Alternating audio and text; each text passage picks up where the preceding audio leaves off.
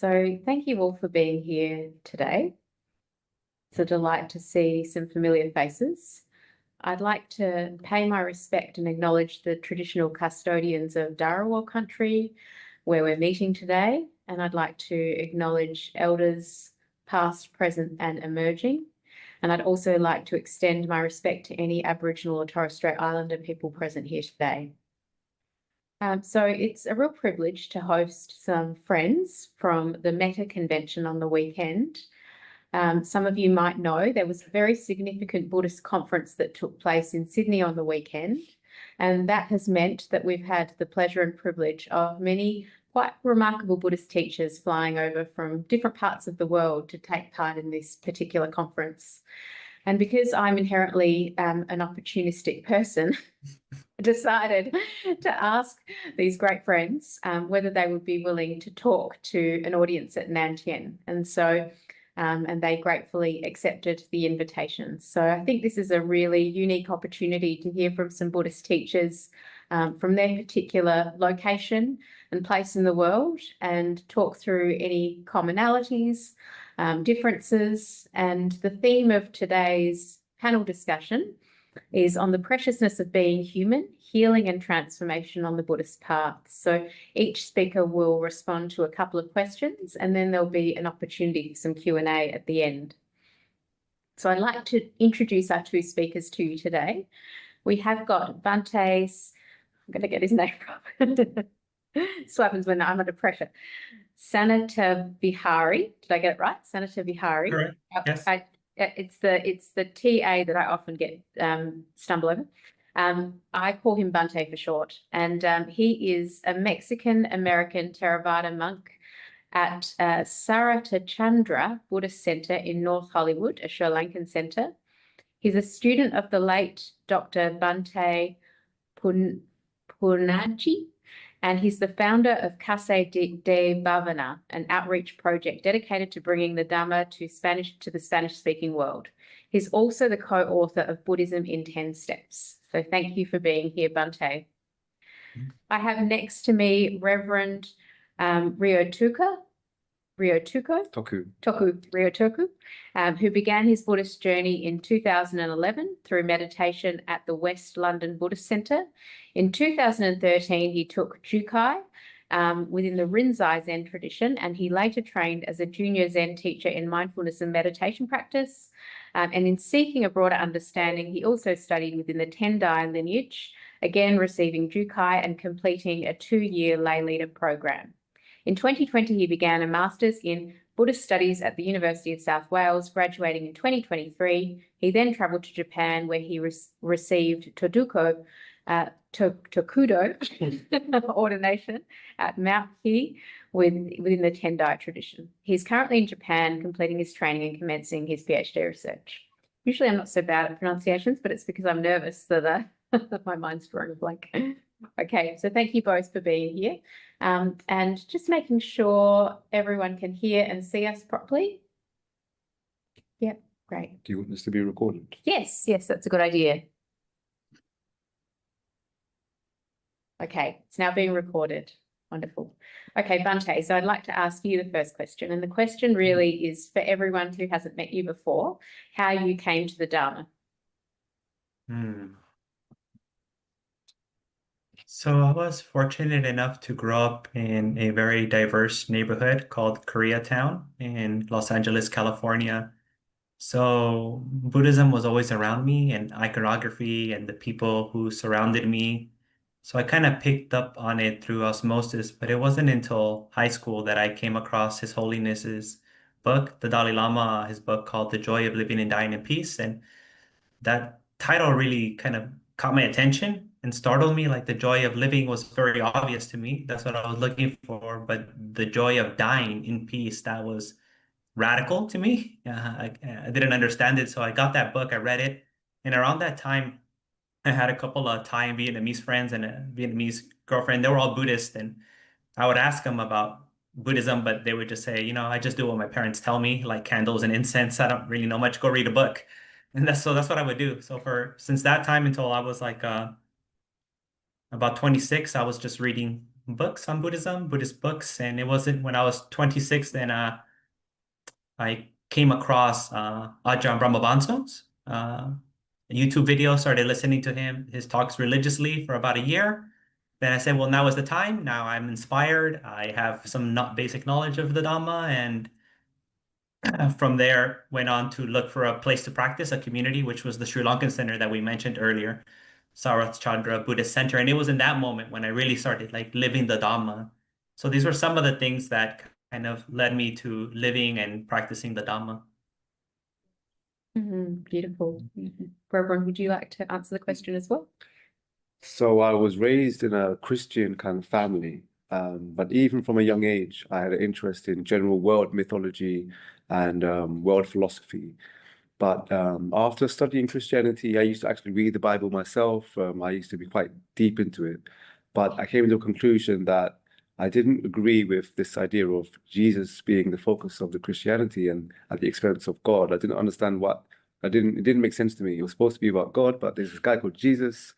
So then I said, you know what, I can't be a Christian if I can't identify with the fundamental elements of Christianity.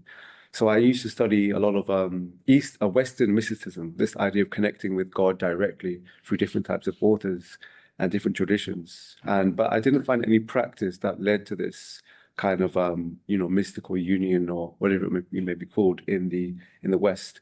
So I then started looking into the Eastern, and then I used to enjoy reading texts of the Hindu, the Taoist, and the Buddhist tradition.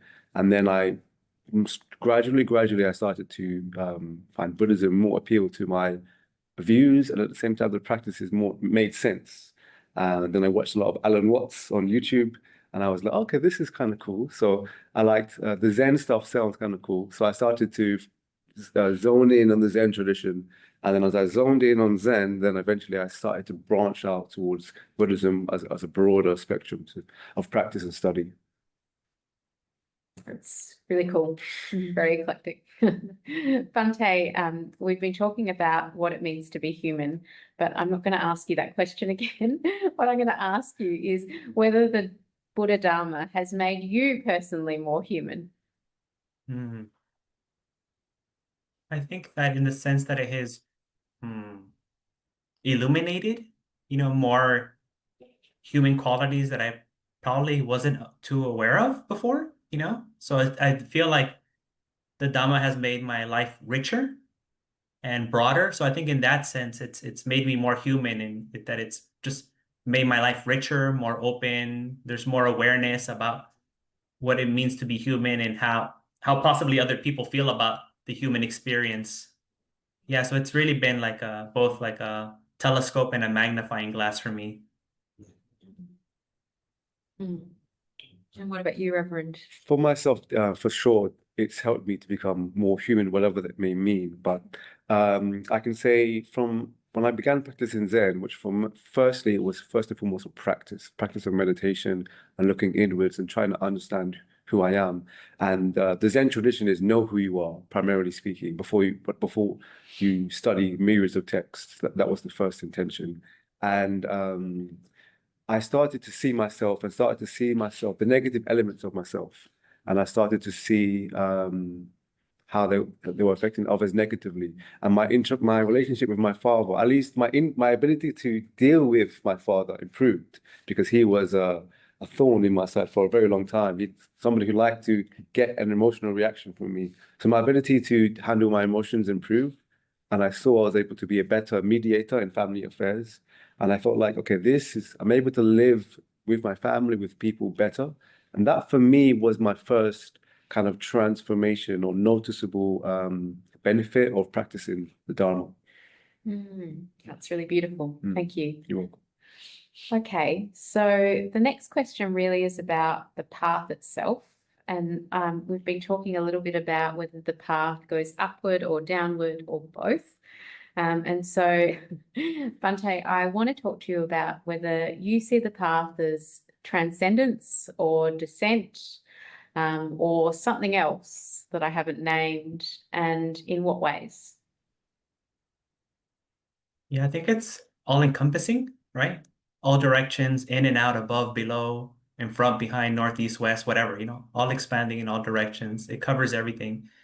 And to me, this word, I like going to this word like Samma in the Noble Eightfold Path, like Sammaditthi, right view, and Samma Sankappa, right into this element of like completeness, right? So it's like it's a perspective, it's a teaching, it's a way of life. That it's all embracing. It understands both the good, the bad, the neutral. It understands the high, the low, the mighty, the weak, the here, the somewhere else or something else beyond what's accessible to us. So for me, it's really all encompassing, all embracing, ever expanding lens and understanding of whatever this is, reality, whatever the universe, whatever we want to call it. That's a beautiful answer. Thank you.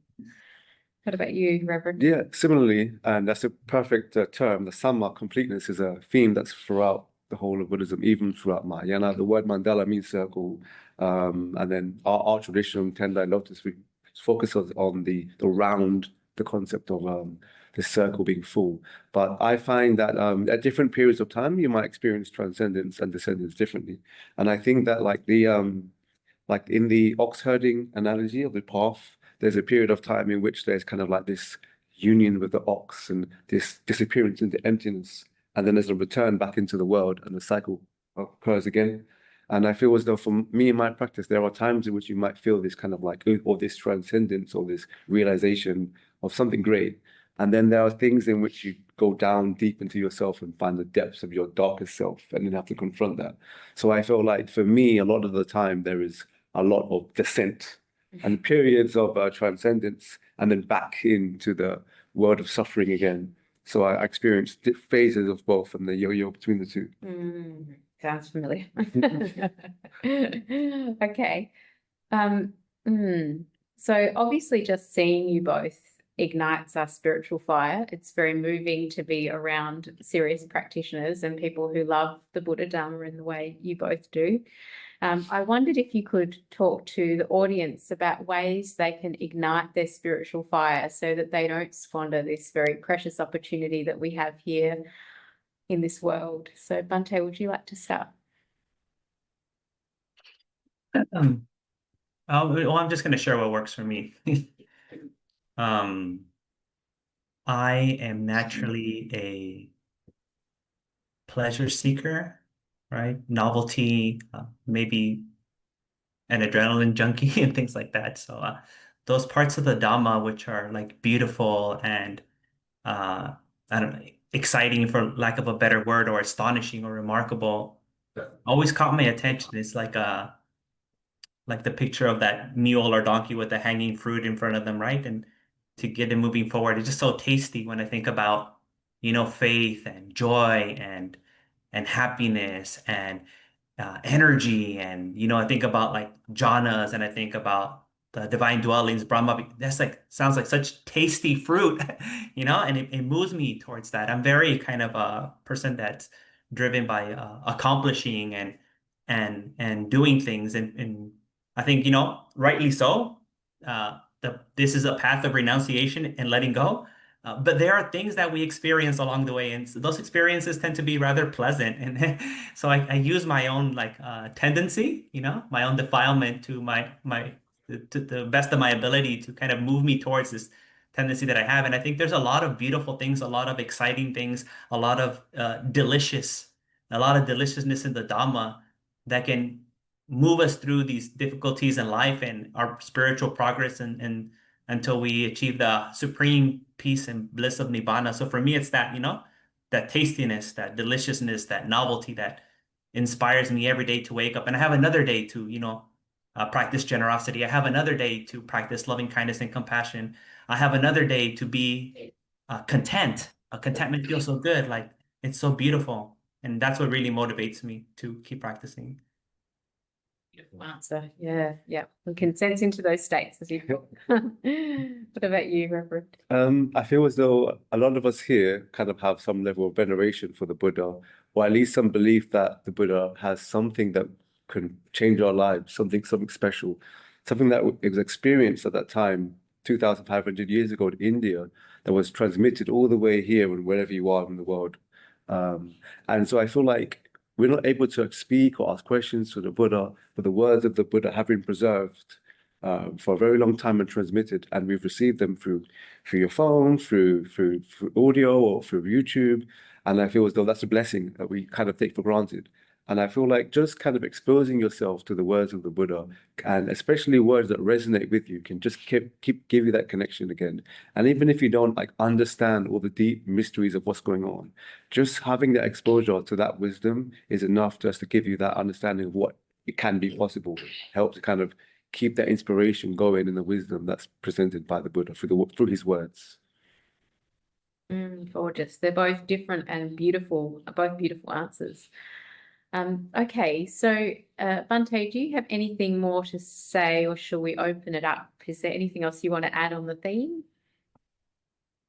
I think I'll just regurgitate a little bit of what I shared the other day about this unique experience, right? If we're thinking within a Buddhist framework, the rarity of this human experience, the rarity of being a human during the time when the teachings of the Buddha are available, it's like we've won the lottery. You know, we're like in the best condition, we're in the best state that we can be. We are so fortunate, we are so blessed to be in the world as a human at this time. And I think we really need to take that in and realize, you know, there's a lot of problems and a lot of adversities and terrible things happening in the world. But from this, you know, cosmological perspective of being free of samsara, we're actually very fortunate, and we should use this to the best of opportunity. We have no guarantee that we'll be humans in the future or that we'll run into the Dhamma again. This may be, you know, one out of a, you know, million Mahakalpas that happens. So like, you know, think about that. We should ponder about it. You know, when will be the next time that we'll have this chance to practice? When will be the next time we'll have a chance to encounter the Dhamma, monastics, the Sangha, opportunities to be generous and practice the precepts and meditation? This is something that we should reflect upon every day as human beings. Gorgeous. What about you, Reverend? Anything So more? I wouldn't say I have anything new to say, but only to kind of like say in a different way what Bhante Sanāthāvihārī said, is that gratitude is a very important thing that we forget to cultivate. And it's very easy and to focus on what we don't have, or what we need, or what we want, rather than focusing on all the joys that are available in this very present moment. Okay, so we wanted to jazz things up a little bit and move away from me doing the questions and offer the mic up to the audience. So we'd really encourage you to ask a question about the topic, the preciousness of being human, healing and transformation on the path. So you have this rare opportunity to ask the speakers something about spiritual practice. It's a broad theme, really. So please pop your hand up if you'd like to speak.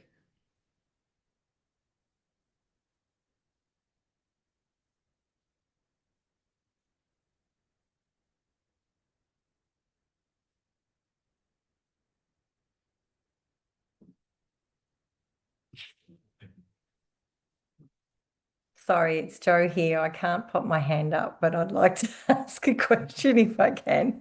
Yeah. This space is a very new one for me, and part of learning more has been about joining the NTI institution and becoming a student there, which I've thoroughly enjoyed. So I've done a few of the units on mindfulness. And what's really fascinating to me is almost the magical aspects of Buddhism. And I just wanted to sort of hear from you guys around some of your magical or mystical experiences that you may have had, because, you know, often when you're reading the literature and sort of trying to get involved with practice, it does sound as if there are those unique experiences, almost to the point where they're not believable. And I was just wondering if you could share what they may have been for yourselves.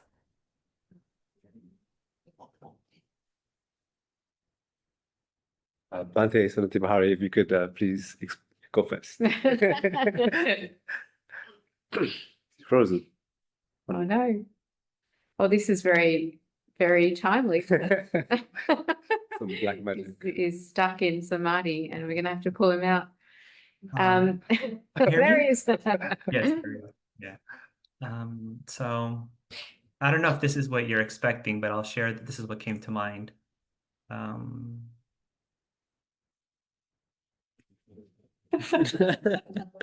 yes. A few years ago, I froze up again. Oh, Bhante, you are breaking up. We are having a laugh because it does seem a bit magical and mysterious, but you might Turning need, off the camera might work. yeah, maybe switch your camera off. Oh, yeah, that's good. And maybe can you unmute? I think it's broken up. It's breaking. Maybe you have How to about go now? back. Yeah. Yeah. Yes, can you hear me now? Yes.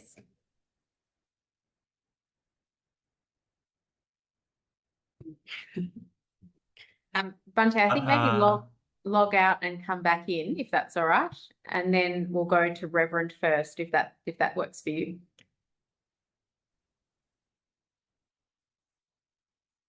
So Reverend, would you like to take it, and he'll come back. He will come back. So the nearest thing to like a magical experience that I can say I felt, which is not really maybe that magical, but when I was in Japan, in between like Osaka and Nara, there was a Shugendo and Shingon Buddhist kind of like monastery, but they're very out in the mountains. And so we did a tour and a fire ceremony. So in the fire ceremony, it's called Goma, in which they kind of invoke the Buddhas and the Bodhisattvas, and they have a big fire, and then you sit by the fire, and then you're kind of supposed to get imbued with some sort of power from this practice. And esoteric Buddhism, Vajrayana, this fire ceremony is like at the heart of esoteric Buddhism. This is like the culmination of all the training leads to this one big fire ceremony, which is a visual representation of internal practice. And during that fire ceremony, as I was staring into this fire, I felt like this oneness of me and the fire. I felt that I and the fire were one. And in that period of time, I felt like no pain, all the suffering for a moment of time, physically at least, was gone. And I felt this kind of like this peace. And that was like something that didn't make any sense to me logically. And it made me say, okay, so this esoteric Buddhism stuff might have something there that's real that I've been reading about, but it was until I kind of sat before the Goma fire ceremony and experienced it that I felt it. So that was like, I want to experience this again. So I just looked online to find any single temple that I could go to where I could have another Goma experience. And I never, since then, I've never experienced anything like that. And partly, in my opinion, because that temple, they actually practice Buddhism properly. And many of the other temples, they just go through the ritual and the ceremony externally, but I don't know what they do internally. So, but that is one of the differences between different schools of practices. Some people do it because you can see it, but some do it for themselves properly. So I felt something there in the temple, in the way they did things, the genuineness, and in the ceremony as well. I felt something that I'd never really felt before. So that's the nearest thing to something that could be called magical. And Bhante, you're back. We don't know where you went, but you're back. Is this better? Yes, great. Thank you. So a few years ago, I was taking a course at a junior college as a monastic, and in front of the temple, there's a bus stop, and I got on the bus that I would take twice a week to go to this class. And as I walked in, I noticed that there was this young Latino man looking at me rather deeply and strongly. And then he came up to me, and he was quite animated. And yeah, and he was very physical. He was very intense. And I was just quite happy to be with him and just listen to him. And then he kind of moved away, and he went to the back of the bus, and it took me some time to process what he was saying. And actually, what he told me was that He was from a certain gang that a few days ago he had threatened or maybe even assaulted a previous monk, a Thai monk. He came up to me and he said something like on the bus, "Are you Thai?" I said, "No, I'm not Thai." He's like, "Are you a monk?" I said, "Yes." Then he said something like, "Oh, because I beat up a Buddhist monk a few days ago." And I was quite confused with what this meant, you know? Then he went to the back of the bus. He said the name of his gang. We got to the next bus stop. He got off the bus. And then once he got off the bus, the totality of what actually happened fell upon me. But I realized that at no moment did I ever perceive him as hostile, as dangerous. I didn't feel any fear. I didn't feel any hatred. And that was quite amazing to me. That was quite magical. You know, I didn't think like, oh, now I need to practice loving kindness.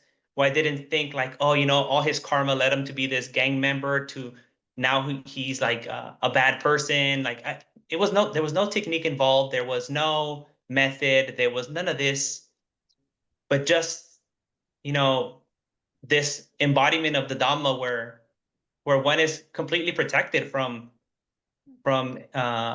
fear, from hatred, from cruelty, from violence. You know, he didn't end up hurting me. I didn't end up, saying something back to him or calling the police. I found that encounter rather magical because I didn't have to do anything. I was in this state where he just seemed like a regular person, even though upon reflection, I noticed that the words that he was saying were rather, he was attacking me and he was threatening me. So to me, this is a very magical experience. It may not be what you were expecting, you know, but yeah, to me, this was very, very magical, and that I got to see the benefits of what loving kindness and how it protects. And it's just not about feeling good, but it has real life kind of impact on the world and how we interact and perceive people. Well, that's beautiful. It's like a story of tracelessness, or like, yeah, there's no nothing, no residue left. How amazing, Bhante. And yeah, loved your story. Very elemental. And we know that, you know, the elements are very important in Buddhism, reflection on the elements and inside, outside, in between. So yeah, thank you. Okay. We'd love to hear from the audience again. Another question. There are no silly questions here today, thankfully. So ask anything you like. I have a question. Yes, please. Hi, everyone. It's Simran again. About the topic I was reading, and it's talking about how the role of healing in realizing human potential along the Buddhist path. And I thought to myself, when it comes to the human body, I feel like personally I've been putting in a lot of effort to try and generate good karma and get over some major hindrances that arise based on the physical body. But I wanted to ask, is this sort of the right way to go about things? Or is it better to sort of just accept things like what happens with your health or to you in your life and use that as like a help for your practice, like seeing people who may be difficult or difficult situations as something to learn from rather than trying to generate good karma to hopefully get over those things instead? Bhante, would you like to start? Yes, I think here's a situation where it's not necessarily a or, but an and, right? So it's not like one or the other.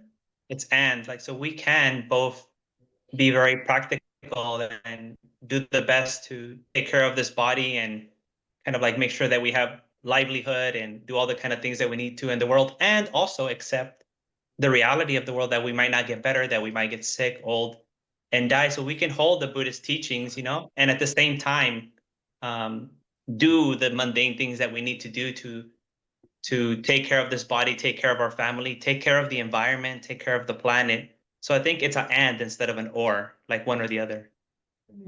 That's very insightful, yeah. And I agree with the message. And I will say there's also some levels of acceptance, power in acceptance. When there's some levels of things that you can't change and you accept them, that I can't change these things, then the power that those things have over you become lessened. And then you can put that same energy towards other things. So change what you can, and what you can't change, accept. I'll maybe ask a follow-up question to both of you.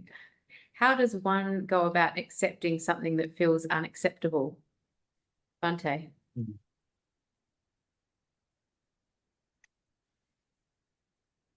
What I usually think about is, what will be the outcome, right, of thinking this way or feeling this way or speaking this way or acting this way? And if it's just going to generate more dukkha, more, pain, more suffering, then why add to the, kind of like unlimited pain that there already is out there in the world? There's already so much pain. I don't need to add more misery to it.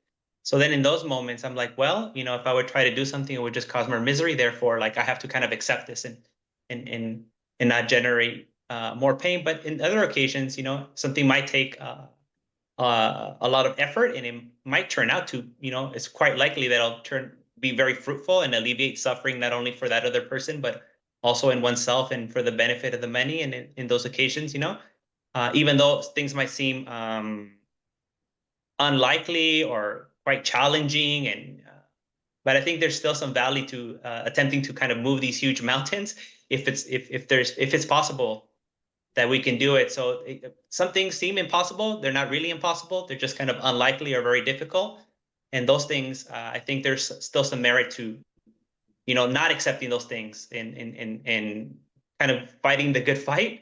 But so I just kind of think about it in this kind of way of like beneficial, unbeneficial. How likely is it to be beneficial or unbeneficial? And it's kind of like every situation is very unique. So I just don't take well, I'm just going to always think this way. I always try to assess every situation and where I'm at too. Maybe a certain time in my life, my inner resources are not there to do what I need to do. So I guess I just kind of, I want to present a very tailored and dynamic kind of like do it yourself perspective to these type of approaches, and not just have like a blanket kind of dogmatic view about like, well, this is the way I'm always going to interact with these impossible or likely or unlikely situations. We always need to like reevaluate and then just think about like, well, is this going to bring more suffering into the world, or is this going to reduce suffering? Beautiful. And I think we have to be like honest with ourselves and the motivation of where that desire to make change comes from.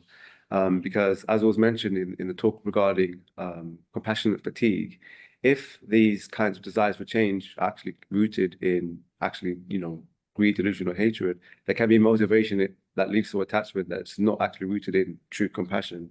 And so I think one thing, if it's being honest with yourself and seeing where the origins of the desire to make change comes from, helps you to understand whether or not this thing is actually genuine from a place of care or not, or whether it just comes from a place of stubbornness, ego, pride, or something else. And then if it is truly from a place of pride or ego, then you can probably safely put it to the side. But if it's generally from a place of compassion and care, then you can pursue it, and maybe good will come from it. Interesting. Yeah, thank you. Okay. Hope that was satisfying. Very interesting to hear. Would anyone else like to ask a question?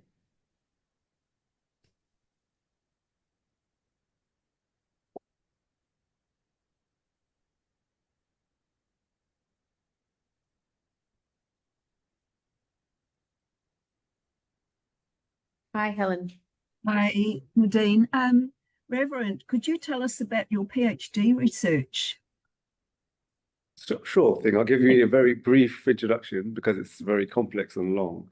But so my background, as I mentioned earlier, was very eclectic, looking at many different schools of thought and how they kind of unify. And even in Buddhism, part of my approach to Buddhism is looking at how many threads of Buddhism have the same source or essence. So my research is looking at Vajrayana Buddhism, esoteric Buddhism, which seems very different from Theravādan Buddhism in the way they address and the way in which they practice. But not many people explain how the Vajrayana practices lead to the same realizations of found in the Theravāda Buddhism or in early Buddhism. So how is it that these ritual practices actually lead to the same enlightenment as found through the practice of meditation? So that's my research. And then I'm using the model of the Neoplatonic philosopher Iamblichus, who was a late Platonic philosopher after Plato through to Plotinus and then Iamblichus. And he devised a philosophy or theory called theurgy, which is the working of the gods. And he said how the workings of ritual and pagan practices lead to kenosis, union with the one, which was the goal of the people who followed Plotinus. So he kind of devised already a sociological map of and reasoning as to why ritual practice leads to union with the one. And this becomes like a methodology that I'm using to explain why esoteric Buddhism leads towards nirvana or samyak sambodhi, found within earlier Mahayana and Pali texts. You're lucky advisor. So that's very interesting, Reverend. I'm really glad you mentioned that. And two kind of books come to mind. I'm going to put you on the spot here. Okay. One of them is called One Dharma by Joseph Goldstein. I don't know if you're familiar with that one.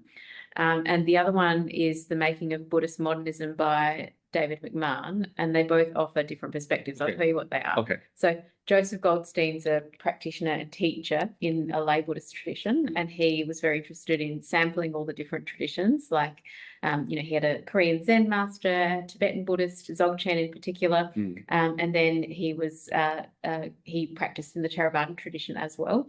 And he wanted to know if there was genuinely one taste of the Buddha Dharma. Could we point to one thing? And his conclusion was yes. Sorry, should have spoiled it. That was his conclusion.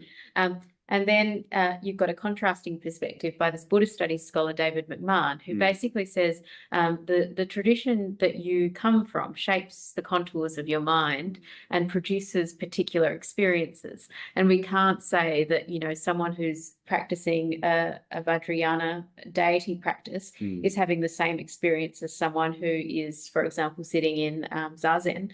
And so there are very unique experiences. So meditation is not one thing. It's constituted by the particular tradition and the way you view the tradition. So I put you on the spot here, but I often grapple with this. So I wonder, in your PhD, sounds like it's kind of dealing with this issue that many people point to. Are we doing the same thing? We're coming together from different traditions. And is there one final destination or multiple? Oh. Go on. Better go. Well, the one final destination is freedom from suffering. Freedom from greed, hatred, and delusion and obscurations. That's the one final destination. But how that can be defined changes. What is suffering? What is greed, hatred, delusion? And are they truly obscurations or are they inherently pure? And so therefore there are different outcomes inevitably because of the differences in interpretations. But there is essentially only one reality. And the perspective of that reality is what we're all trying to attain. But once again, the interpretation of what that reality is very different. And then at the same time, the actual means in which we go about that is very different. In esoteric Buddhism, the concept of power is the gateway, the kind of mantra power, the power of the gods. So this can lead people in many different directions. And then the texts themselves don't always agree on what the final destination is. So I would say, in theory, it's one, but in practicality, it's not. In actuality, it's not, for sure. And what about you, Bhante? So I'm going to reduce the question. Lots of people are practicing different things. And lots of people call it Buddhism. I mean, there's lots of different flavors of Buddhism. Do you think there's one path or multiple? And does this even matter? Yeah, so what comes to mind is in the sutta says something to the sense of as long as the Noble Eightfold Path is there, right? This is the Dhamma, this is the practice. So I think, I kind of take that literally, as long as however you adorn it, however you practice, as long as it's in line with the Noble Eightfold Path, then you can find the Dhamma. And myself as a kind of a eclectic practitioner, taking from many different traditions, I don't know if they all lead to the same place, but I use what's beneficial in order to overcome certain like defilements or obscurities in the mind.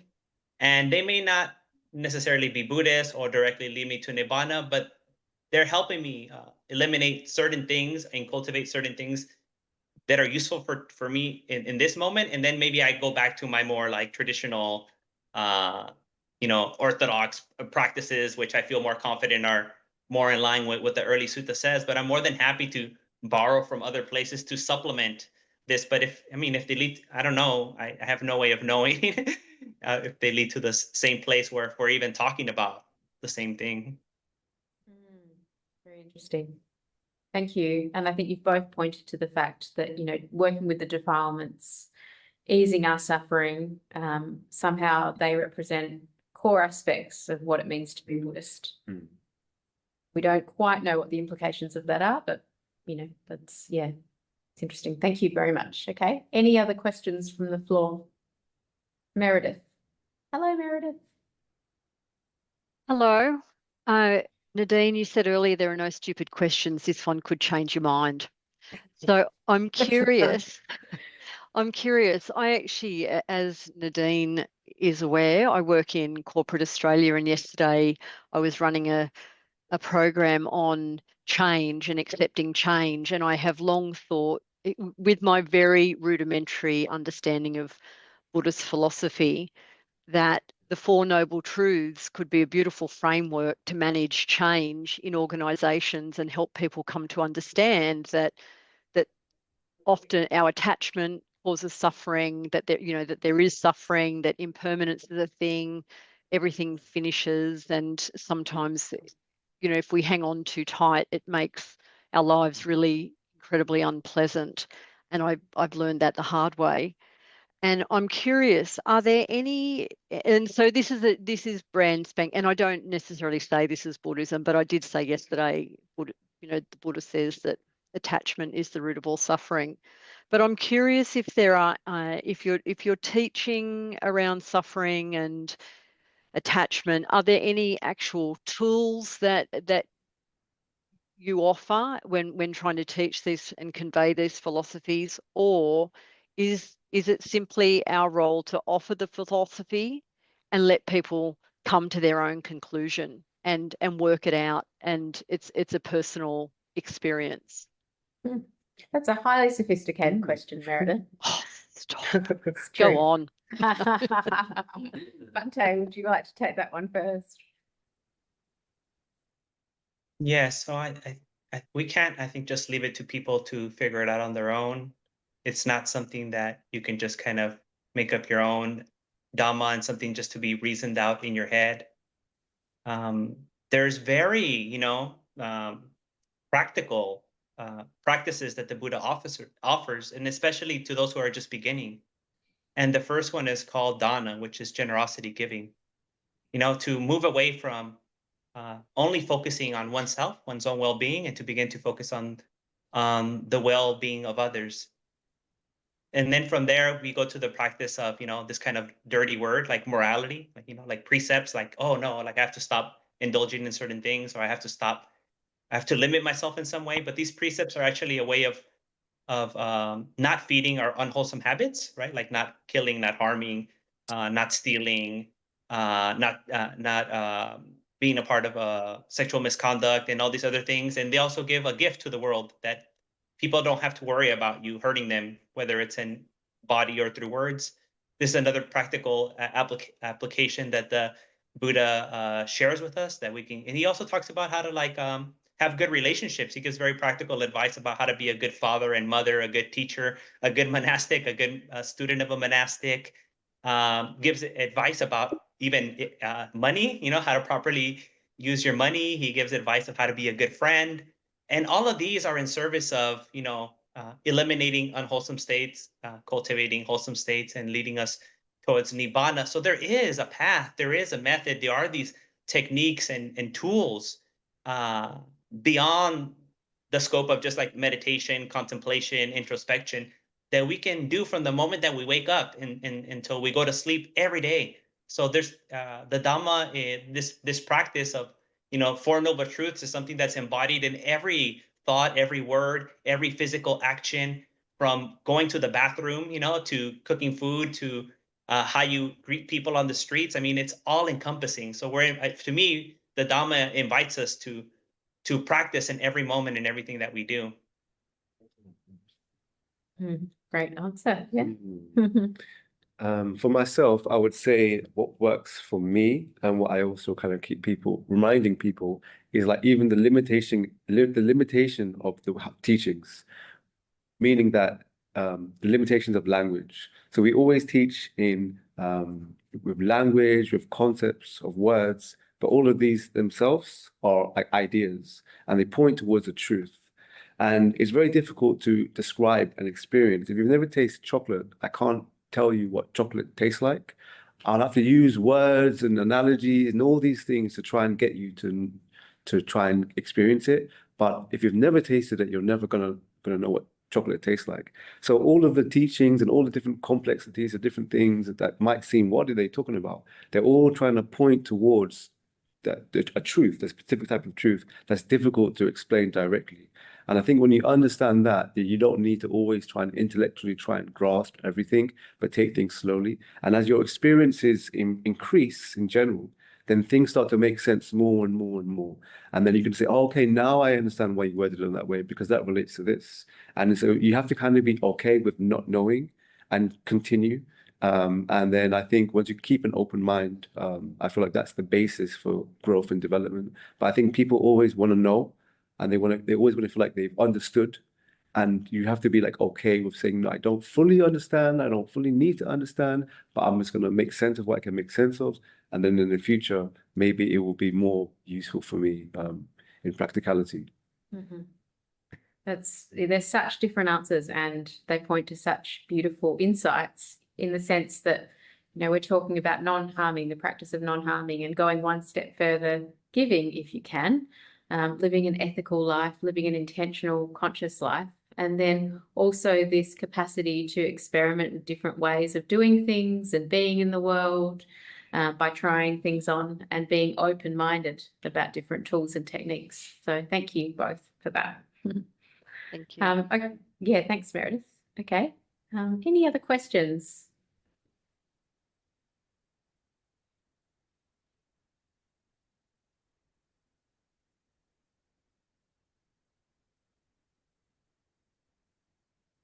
I've got a very generic question. Yes. How do you think Buddhism will evolve in the future? Everything keeps evolving, but and perhaps that's also dependent on the regions and cultural backgrounds that you're part of and everything. But in general, overall, what's based on current trajectory, what do you think it's going to become? Let me go first. So recently we had the ordination of an AI chatbot in the Zen lineage. So we have our first junior AI Zen junior monastic. And people might think that's silly, but with the improvement in robotics and in AI, we will definitely see people having more of an appeal towards these kind of tools in terms of interacting with the Dharma. We've had AI Avalokiteshvaras, and you're going to have people going to these AI chatbot robotic in order to receive the Dharma. We will see preachers of the Dharma in this form in the future, without a doubt. So be ready for that. Bhante looks a little bit concerned. You're okay, Bhante?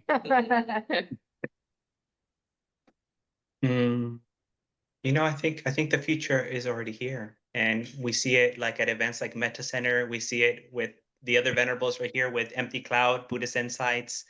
We see the confluence of many Buddhist traditions and practices already being held in a very kind of modern way, in a very tailored and personalized manner. But even in Asia, I was surprised when I was in Vietnam, when I went for the first time 2 years ago, to see in a Pure Land temple both Theravāda, arahants and figures and practices, and also Vajrayana elements and deities and people doing Tibetan practices. And it was all over Vietnam. All the temples seemed to be quite eclectic and inviting monks from all traditions. So I think this kind of like like here today, like all of us here today, I think this is the future. We are living in the future. It's just going to expand, right? And it's going to, these kind of more older traditional ways of ethnic conclaves and, or maybe just kind of like, I only follow this method of this teacher of this particular school. Those things are going to become more rare, and you're going to see kind of more cross-pollination, and things are going to get weirder and stranger, but also more harmonious and more communal.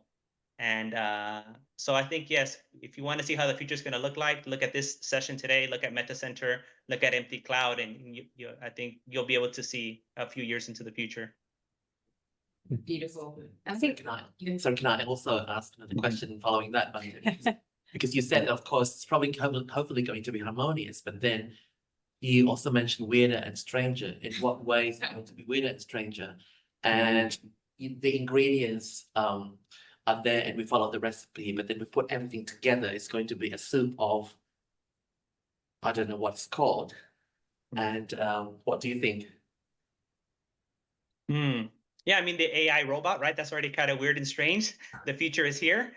So those kind of things will be happening. But I guess what I meant by weirder and stranger is just at the surface level, right? Like at the surface levels, things will appear on appearance at first glance, will appear rather contradictory, like things don't make sense. You might see like monks kind of dressing kind of eclectic, wearing different types of robes, and you might go into temples that they don't align with any kind of tradition on appearance, by the way it looks, by, it says Theravāda, but maybe you see other elements there. So I think on the surface level, things will change. On the personal level, I think you already see how many people are practicing in different ways. Can we just say anything goes and just kind of make this like a fruit salad of Dhamma, just throwing in all these ingredients?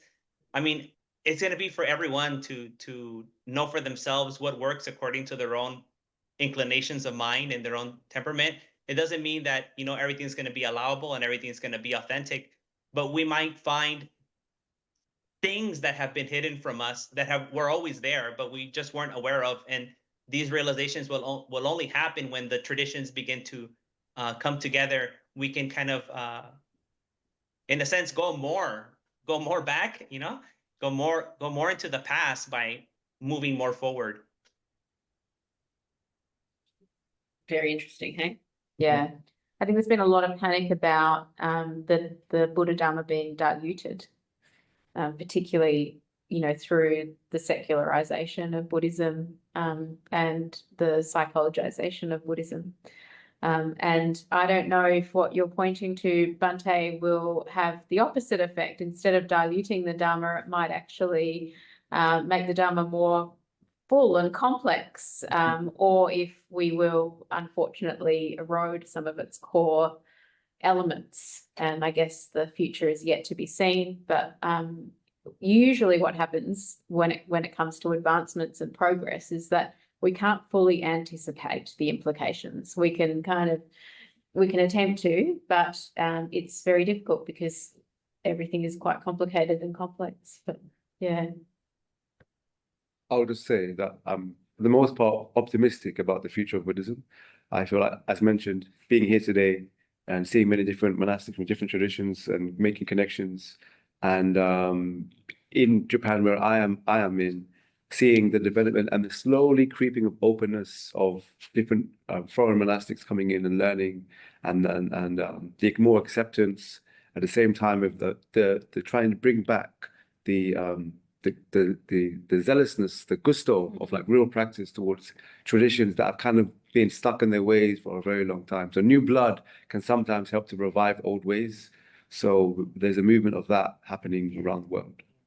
Yeah, that's very true, actually. And I think in a way, the mindfulness movement has had a backlash effect in a way, and many people are actually seeking out something more traditional, re-traditionalization, as they call it. Yeah. Okay, we have time for another question if there is one.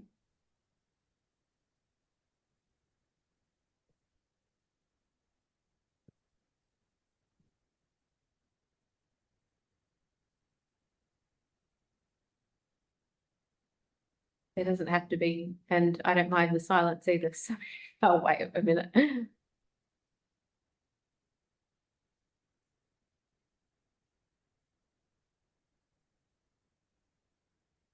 So just to say that some people on the screen are students here, and some of them have had a lot of exposure to Buddhism. Some of them are quite new to Buddhism, but they see something in mindfulness and compassion science, and they're interested in contemplative practices.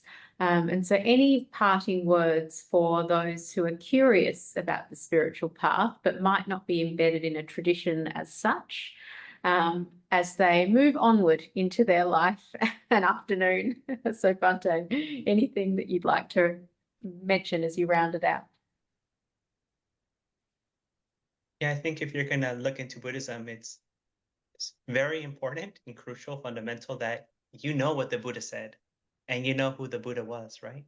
So going to the suttas or agamas and, you know, familiarize yourself with it. Take a look at it. I mean, you don't have to become a scholar. You don't have to read it all, but you should know. You should listen to the Buddha's words. You know, you should hear the message from his mouth, and then you can go to more contemporary teachers, you know, in the last couple of thousand years, or modern teachers that we have now. But I would really like to invite everyone to hear the words of the Buddha themselves, you know, and make that personal connection with the Dhamma. And echoing from that completely, I would say, in addition, also connect with a living tradition, even if it's slightly.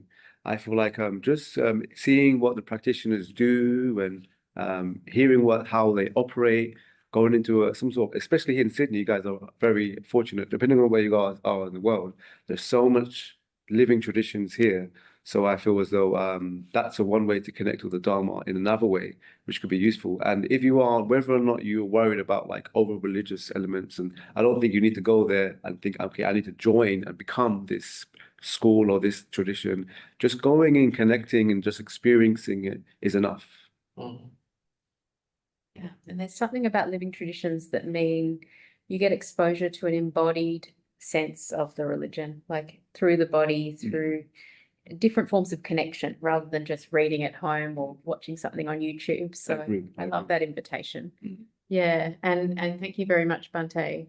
I think that in a way,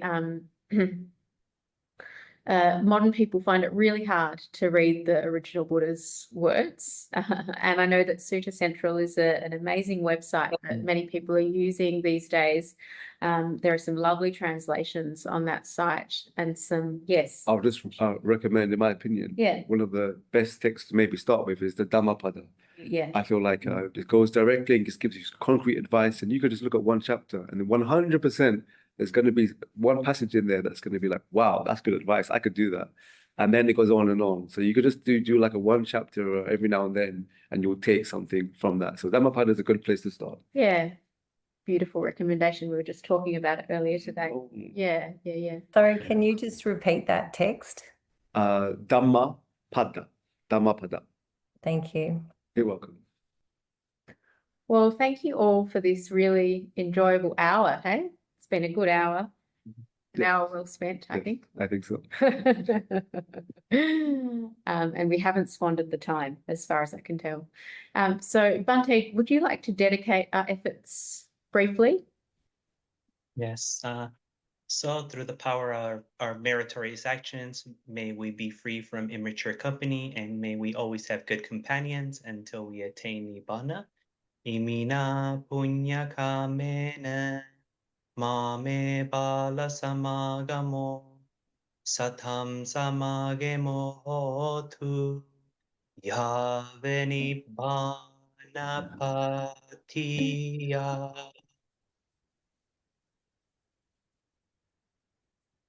Thank you. Sadhu.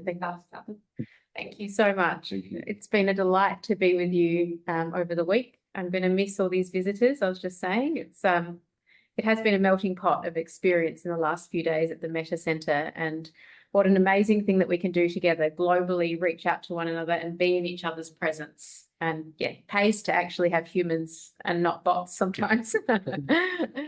So I'm wishing everyone well, and thanks so much for your presence and attention. See you later. Good afternoon.